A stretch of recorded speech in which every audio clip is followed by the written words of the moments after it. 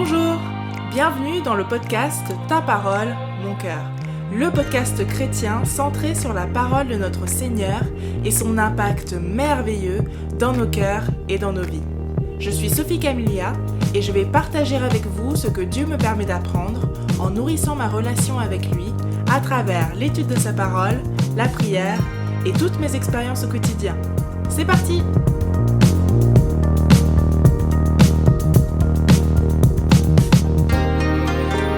Hello tout le monde et bienvenue dans l'épisode 6 de Ta parole, mon cœur. Si vous avez écouté plusieurs épisodes, merci beaucoup. Et si c'est la première fois que vous écoutez, eh bien, bienvenue. Vous pouvez retrouver ce podcast sur tous les sites de musique les plus populaires, Spotify, Deezer, iTunes, Google Podcasts, et aussi sur YouTube. Vous pouvez me suivre sur Instagram pour être au courant des prochains épisodes, ou bien vous abonner à ma newsletter sur mon site taparolemoncoeur.com. J'upload un épisode tous les vendredis et vous pouvez me garder en prière pour que je puisse continuer à le faire le plus longtemps possible. Pour entrer dans le vif du sujet, aujourd'hui je vais partager avec vous mon étude du premier chapitre du livre de Ruth dans l'Ancien Testament et vous expliquer comment j'ai été touchée par le témoignage de la grâce et de la bonté de Dieu à travers ce chapitre. Avant toute chose, prions ensemble. Seigneur, donne-moi aujourd'hui la compréhension, la connaissance, la sagesse pour entendre ce que tu as à me dire à travers ta parole. Que ce moment soit placé entre tes mains souveraines, que nous, tes enfants, puissions en savoir plus sur toi. Attise le feu qui est à l'intérieur de moi, à l'intérieur de mes frères et sœurs en Christ, pour que nous ayons toujours envie d'en connaître plus sur toi. Au nom de ton Fils Jésus, Amen. Donc je vais lire le premier chapitre du livre de Ruth. Du temps des juges, il y eut une famine dans le pays. Un homme de Bethléem de Juda partit avec sa femme et ses 2 fils pour faire un séjour dans le pays de Moab. Le nom de cet homme était Elimelech, celui de sa femme Naomi, et ses 2 fils s'appelaient Machlon et Kiljon. Ils étaient Éphratiens, de Bethléem de Juda. Arrivés au pays de Moab, ils y fixèrent leur demeure. Elimelech, mari de Naomi, mourut, et elle resta avec ses 2 fils. Ils prirent des femmes moabites, dont l'une se nommait Orpa et l'autre Ruth, et ils habitèrent là environ 10 ans. Machlon et Kiljon moururent eux aussi tous les 2. Et Naomi resta privée de ses 2 fils et de son mari. Puis elle se leva, elle et ses belles-filles, afin de quitter le pays de Moab, car elle apprit au pays de Moab que l'Éternel avait visité son peuple et lui avait donné du pain. Elle sortit du lieu qu'elle habitait, accompagnée de ses 2 belles-filles, et elle se mit en route pour retourner dans le pays de Juda. Naomi dit alors à ses 2 belles-filles, « Allez, que chacune retourne vers la maison de sa mère. Que l'Éternel use de bonté envers vous, comme vous l'avez fait envers ceux qui sont morts et envers moi. Que l'Éternel vous fasse trouver à chacune du repos dans la maison d'Amarée. » Et elle les baisa. Elles élevèrent la voix et pleurèrent, et elles lui dirent, « Non, nous irons avec toi vers ton peuple. » Naomi dit, « Retournez, mes filles. Pourquoi viendriez-vous avec moi? Ai-je encore dans mon sein des fils qui puissent devenir vos maris? Retournez, mes filles. Allez, je suis trop vieille pour me remarier. Et quand je dirai « J'ai de l'espérance, quand cette nuit même je serai avec un mari, et que j'enfanterai des fils, attendriez-vous pour cela qu'ils aient grandi? Refuseriez-vous pour cela de vous marier? Non, mes filles, car à cause de vous je suis dans une grande affliction de ce que la main de l'Éternel s'est étendue contre moi. » Et elles élevèrent la voix, et pleurèrent encore. Orpa baisa sa belle-mère, mais Ruth s'attacha à elle. Naomi dit à Ruth, « Voici, ta belle-sœur est retournée vers son peuple et vers ses dieux. Retourne comme ta belle-sœur. » Ruth répondit, « Ne me presse pas de te laisser de retourner loin de toi. Où tu iras, j'irai. Où tu demeureras, je demeurerai. Ton peuple sera mon peuple, et ton Dieu sera mon Dieu. Où tu mourras, je mourrai, et j'y serai enterré. Que l'Éternel me traite de toute sa rigueur, si autre chose que la mort vient me séparer de toi. » Naomi, la voyant décidée à aller avec elle, cessa d'insister auprès d'elle. Elles firent ensemble le voyage jusqu'à leur arrivée à Bethléem. Et lorsqu'elles entrèrent dans Bethléem, toute la ville fut émue à cause d'elles. Et les femmes disaient, « Est-ce là Naomi ?» Elle leur dit, « Ne m'appelez pas Naomi, appelez-moi Mara, car le Tout-Puissant m'a rempli d'amertume. J'étais dans l'abondance à mon départ, et l'Éternel me ramène les mains vides. Pourquoi m'appelleriez-vous Naomi, après que l'Éternel s'est prononcé contre moi et que le Tout-Puissant m'a affligée ?» Ainsi revint du pays de Moab Naomi et sa belle-fille Ruth la Moabite. Elles arrivèrent à Bethléem au commencement de la moisson des orges. Donc ce livre, Ruth, fait partie des écrits dans la tradition juive et des livres historiques dans la tradition chrétienne. Et juste pour m'arrêter sur ça une minute, une chose que j'ai apprise en me plongeant dans l'étude de la Bible, c'est qu'elle peut être subdivisée en plusieurs sections. Bien sûr, il y a l'Ancien et le Nouveau Testament, mais on peut aussi prendre les livres qui composent la Bible en sections que l'on peut grouper ensemble. Par exemple, les Évangiles, les 4 premiers livres du Nouveau Testament, Matthieu, Marc, Luc, Jean, les livres poétiques dans lesquels on peut placer les psaumes, les proverbes, l'Ecclésiaste, le livre de Job, Cantique des Cantiques. Il y en a plusieurs comme ça, les prophètes, la loi, etc. Et bien sûr, la tradition juive a ses propres sections, dans l'Ancien Testament uniquement, là pour le coup, bien sûr. Et la tradition chrétienne aussi, et cette tradition chrétienne provenant de ce que la Bible hébraïque a été traduite en grec au IIIe siècle avant Jésus à peu près, et c'est généralement cette répartition, la répartition grecque, que nous avons dans nos Bibles de nos jours. Tout ça pour dire que c'est pas mal aussi de savoir qu'à d'autres moments de l'histoire, les livres de la Bible n'étaient pas rangés de la même manière. Par exemple, dans les rouleaux hébraïques, le livre de Ruth faisait partie des rouleaux qui étaient lus lors de certaines fêtes israélites. Ces rouleaux étaient composés des livres Ruth, Cantique des Cantiques, l'Ecclésiaste, Lamentation de Jérémie et Esther. Les premiers livres de l'Ancien Testament étaient la Loi, donc avec la Genèse, Exode, Lévitique, Nombre, Deutéronome. Il y a aussi les prophètes et donc les écrits. Bref, moi je trouve ça fascinant, mais je suis un peu bizarre comme ça. Et il me semble qu'il faut quand même le prendre en compte, prendre en compte ces informations pour étudier correctement la Bible et bien comprendre ce que Dieu veut nous révéler à travers sa parole dans tel ou tel livre. J'aime avoir du contexte et je trouve que cela m'enrichit de connaissances sur Dieu bien sûr, mais aussi juste sur l'histoire en fait des peuples et comment eux vivaient leur foi il y a 4000 ans, 3000 ans. Et savoir que tel livre était à l'origine dans un ordre en particulier, peut-être que ça peut donner des indices, ou peut-être pas, mais voilà, c'est toujours intéressant de le savoir. Donc, je me suis un peu éloignée du sujet, mais pour revenir à Ruth, donc ce livre fait partie des écrits, et plus particulièrement des 5 rouleaux lus lors des fêtes juives, même jusqu'à ce jour. La tradition juive attribue le livre de Ruth au prophète Samuel, pourquoi pas. Ce livre, dans la tradition chrétienne, fait partie des livres historiques, en même temps que les rois, les juges, etc. Et ce qui est le plus important, je pense, c'est de savoir, et là c'est clairement écrit, à quel moment ce livre a été écrit, ou plutôt à quel moment l'histoire se passe. Et c'est écrit au verset 1, l'histoire se passe au temps des juges. Et dans les livres des juges, on voit que c'est une période très trouble pour le peuple d'Israël. Je vous invite à le lire. Mais pour faire un bref résumé, le peuple d'Israël est établi en Canaan, en terre promise. Le peuple d'Israël, depuis son exode d'Égypte, a été mené par Moïse, puis par Josué. Et à la mort de Josué, plusieurs personnes, qui sont appelées juges, prennent le leadership les uns à la suite des autres. Et en gros, je schématise. Il n'y en a pas un pour rattraper l'autre. Entre ceux qui oublient Dieu pour retourner vers les idoles, ceux qui ne suivent pas la loi de Dieu, le peuple d'Israël subit des revers militaires et sont plusieurs fois attaqués et envahis par les peuples autour, les Ammonites, les Moabites, les Philistins, etc. Dieu a retiré sa main protectrice plusieurs fois du peuple d'Israël. Bref, dans le livre des juges, on voit que le peuple d'Israël a connu des hauts et des bas très très bas. Et c'est dans ce contexte troublé qu'on nous présente ici l'histoire de Ruth. Et ça commence par l'histoire d'une famille. Naomi et Elimelech et leurs 2 fils qui décident de partir de Bethléem, donc du territoire d'Israël, pour aller en Moab, qui est de l'autre côté du Jourdain. Et Moab, ce n'est pas n'importe où. C'est la terre qu'avait choisie Lot lorsqu'il s'est séparé d'Abraham. C'est la terre de l'épisode de Sodome et Gomorrhe. C'est un pays et un peuple qui a très mauvaise réputation à travers les Écritures. Donc pour moi, je pense que s'il y a un endroit où cette famille n'aurait jamais dû aller, je pense que c'est en Moab. Et pourtant, les voilà tous les 4 en Moab. Et non seulement ils s'installent au Moab, mais en plus, les 2 fils marient des femmes moabites. Ce qui ne se faisait pas du tout, mais alors pas du tout. Voici quelques passages. Déjà, Nombre chapitre 25, intitulé, en tout cas dans ma Bible, « Idolâtrie dans les plaines de Moab ». Israël demeurait à Sittim, je prends verset 1. Israël demeurait à Sittim et le peuple commença à se livrer à la débauche avec les filles de Moab. Elles invitèrent le peuple au sacrifice de leur Dieu, et le peuple mangea et se prosterna devant leur Dieu. Deutéronome 23, versets 3 et 4. Dans ma Bible, c'est marqué « Personne exclue de l'assemblée », donc l'assemblée de l'Éternel, comme c'est marqué dans les premiers versets de ce chapitre 23.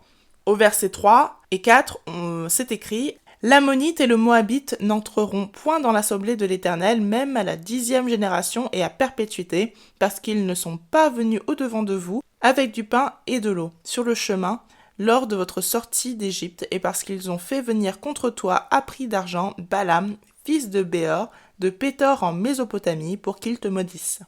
Un petit dernier, Esdras chapitre 9, versets 1 et 2. Après que cela fut terminé, les chefs s'approchèrent de moi en disant « Le peuple d'Israël, les sacrificateurs et les Lévites ne se sont point séparés des peuples de ce pays, et ils imitent leurs abominations, celles des Cananéens, des Hétiens, des Phérésiens, des Jébusiens, des Ammonites, des Moabites, des Égyptiens et des Amoréens. Car ils ont pris de leurs filles pour eux et pour leurs fils, et ont mêlé la race sainte avec les peuples de ce pays. Et les chefs et les magistrats ont été les premiers à commettre ce péché. » Bon, cela nous donne une super image des Moabites, et dans ce premier chapitre, on voit que ce point est essentiel, ce premier chapitre de Ruth, on voit que ce point est essentiel parce qu'il est répété 5 fois, c'est précisé et reprécisé. Donc pour continuer l'histoire de cette famille, le père Élimélec, mari de Naomi, meurt. Et ensuite, c'est au tour des 2 fils de Naomi de mourir. Naomi se retrouve donc seule avec ses 2 belles-filles, Moabites, Ruth et Orpa. Naomi entend les bonnes nouvelles des bénédictions de Dieu envers son peuple et décide de rentrer. Au verset 7, elle sortit du lieu qu'elle habitait, accompagnée de ses 2 belles-filles, et elle se mit en route pour retourner dans le pays de Juda. Donc Naomi, elle est toujours avec ses belles-filles, et puis en route, on dirait qu'elle se réveille et elle se décide de renvoyer ses 2 belles-filles. Alors, je ne sais pas s'il y a vraiment eu un laps de temps ou si c'est la formulation qui fait penser qu'il y a eu un laps de temps entre le moment où elle décide de partir et qu'elle renvoie ses 2 belles-filles. Bon, s'il y a eu un laps de temps, pourquoi il y a eu ce laps de temps ? Est-ce qu'elle n'aurait pas dû renvoyer ses 2 belles-filles à la mort de ses fils ? En tout cas, elle attend d'être en route pour leur dire de se séparer d'elle. Peut-être aussi qu'elle s'est attachée à elle, à ses belles-filles, donc elle a dû prendre son courage à 2 mains pour leur dire de s'en aller. Est-ce que du coup, elle s'est souvenue peut-être de comment le peuple israélite voyait les Moabites ? De ce que Dieu avait dit sur les Moabites, et donc là, peut-être qu'elle a pris peur, elle a réfléchi et elle a décidé de se séparer d'elle. Je ne sais pas. Mais quoi qu'il en soit, Naomi ordonne à Ruth et Orpa de retourner vers leur mère. Mais les 2 belles-filles protestent et veulent rester avec Naomi. Il y a des échanges entre elles qui se concluent par le départ d'Orpa, mais pas celui de Ruth. Ruth insiste auprès de Naomi et Naomi n'a pas d'autre choix que de l'accepter. Et c'est comme ça que toutes les 2 arrivent à Bethléem et l'auteur reprécise une nouvelle fois Ruth la Moabite, ce qui, à la lumière de tous les passages mentionnés précédemment, n'est peut-être pas un compliment. Voici quelques points qui m'ont interpellée dans ce récit. Tout d'abord, l'état d'esprit de Naomi, qui est très similaire, je trouve, à celui de Job, dans le sens où elle reconnaît Dieu comme la source des bénédictions et des malédictions. Job dit, après avoir perdu ses biens et sa famille, il conclut « L'Éternel a donné et l'Éternel a ôté, que le nom de l'Éternel soit béni ». Ça, c'est Job 1, verset 21. Ensuite, je me suis demandé pourquoi Naomi et sa famille sont-ils partis de Juda. A priori, ce sera à cause de la famine, comme c'est indiqué au premier verset. Mais à son retour, elle dit qu'au départ, elle était dans l'abondance. Donc au verset 21, « J'étais dans l'abondance à mon départ, et l'Éternel me ramène les mains vides. » Est-ce que cela veut dire qu'elle n'avait pas été touchée par la famine et est quand même partie ? Ou est-ce que cela veut dire qu'elle a réalisé à quel point, malgré la famine, elle était dans l'abondance parce qu'elle avait Dieu, son peuple et sa famille au complet ? Je ne sais pas non plus, peut-être que c'est un peu des 2. Et en tout cas, elle-même reconnaît qu'elle était dans l'abondance en partant et que en Moab, loin de Dieu, elle a tout perdu et revient dans l'amertume. Et surtout, elle reconnaît d'être partie d'elle-même. J'étais dans l'abondance à mon départ. Et elle reconnaît être revenue par la main de Dieu. L'Éternel me ramène les mains vides. Déjà, c'est gentil pour Ruth. Naomi ne revient pas totalement les mains vides. Mais bon. Et en fait, cela en dit long sur l'état d'esprit de Naomi. Parce que le peu que Naomi voit dans ses mains semble être un trésor pour Ruth. Ou si ce n'est pas un trésor, c'est quelque chose qui, aux yeux de Ruth, justifie des sacrifices. Car pour suivre Naomi et faire partie du peuple d'Israël, Ruth est capable de renoncer à sa famille, de partir pour un pays inconnu, de ne pas avoir de mari, de ne pas se remarier, comme Naomi l'explique au verset 8, entre le verset 8 et le verset 15. Donc, de ne pas avoir de descendance, et de rester en position vulnérable à l'époque. Parce que 2 femmes seules, célibataires à l'époque, cela devait quand même être une position assez vulnérable. Dans la suite du livre, on voit que Dieu va la bénir abondamment, mais au moment où elle part de Moab, Ruth sacrifie tout cela et c'est un pas de foi énorme parce que elle va vraiment dans l'inconnu. Ensuite, ce qui m'a particulièrement touchée dans ce livre, ce sont les qualités de Ruth. C'est une femme extrêmement touchante et attachante. Ce qu'elle dit aux versets 16 et 17 est juste incroyable. Ruth répondit, « Ne me presse pas de te laisser de retourner loin de toi. Où tu iras, j'irai. Où tu demeureras, je demeurerai. Ton peuple sera mon peuple, et ton Dieu sera mon Dieu. Où tu mourras, je mourrai, et j'y serai enterré.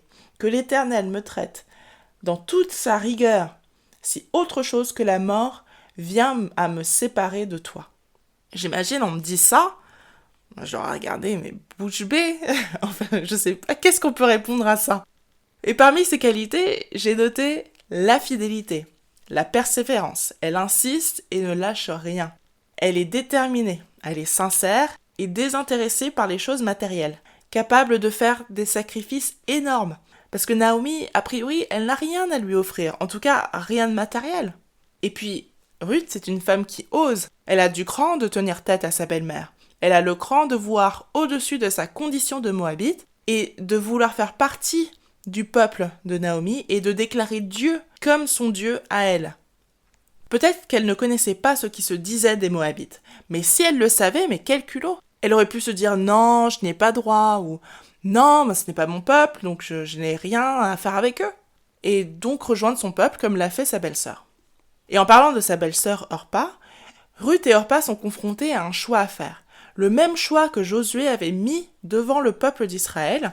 Donc ça, c'est dans Josué 24, versets 14 et 15. « Maintenant, craignez l'Éternel et servez-le avec intégrité et fidélité. Faites disparaître les dieux qu'ont servi vos pères de l'autre côté du fleuve et en Égypte, et servez l'Éternel.